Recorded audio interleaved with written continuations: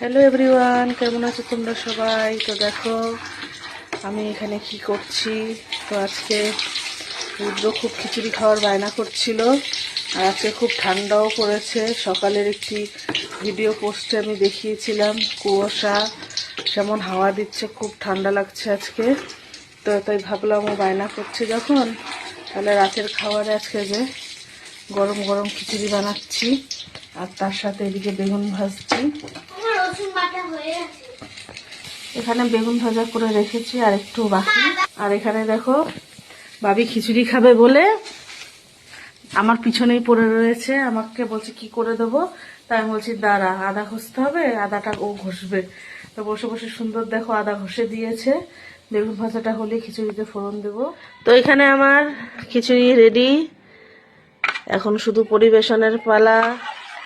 তো ভাবিকে বেড়ে দিচ্ছি খিচুড়ি, ভাবি খেয়ে বলবে কেমন হয়েছে আজকের খিচুড়ি আর বেগুন ভাজা।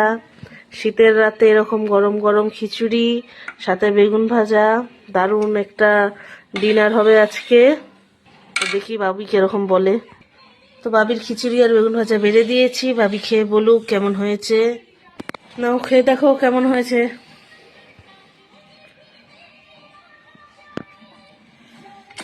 হেব্বি দারুন, গরম গরম খেতে হেব্বি লাগছে। খাও খাও,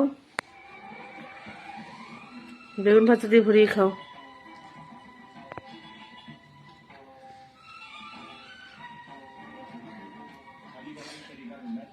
হেব্বি দারুণ হয়েছে বলো।